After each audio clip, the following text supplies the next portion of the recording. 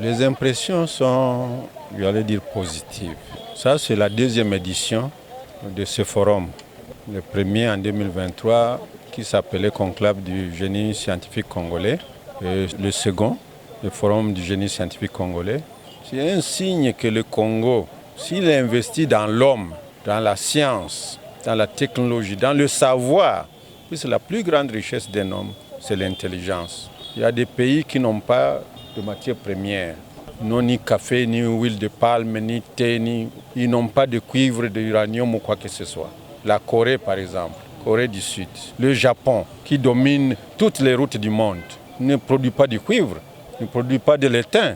Il produit la matière grise. Et c'est cette matière grise, vous voyez les ordinateurs venant de Corée, c'est la matière grise que la Corée nous vend.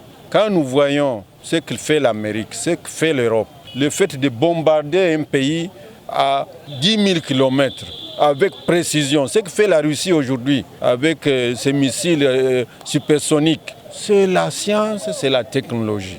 Donc nous nous réveillons un peu en retard par rapport aux autres nations pour découvrir que tout développement durable, tout développement qui produit de la valeur ajoutée découle du progrès scientifique et technologique.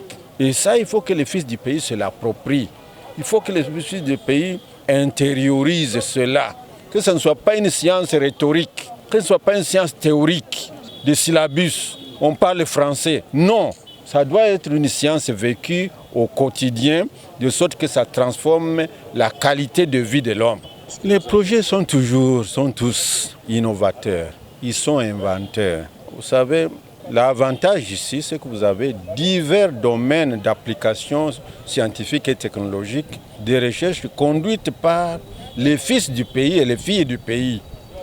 Comme le dit souvent le ministre de la Recherche scientifique et innovation technologique, il y a eu une première élite, l'élite coloniale, l'élite conduite par les Belges, qui a construit et les routes, et les industries, et les villes. Mais cette élite-là est partie il y a de cela 64 ans. Où est l'élite qui a remplacé?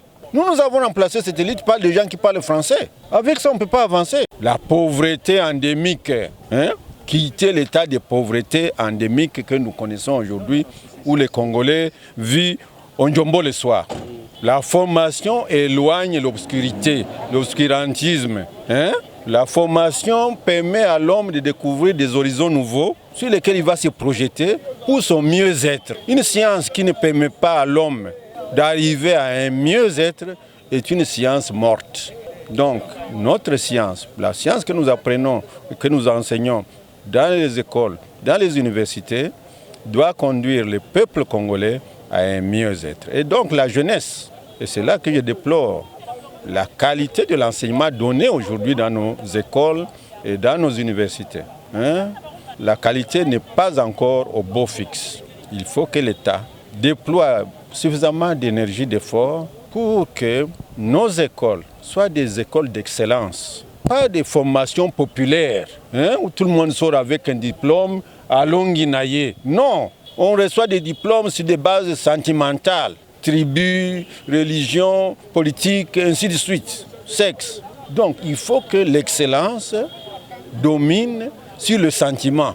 Celui qui mérite, il a sa cote.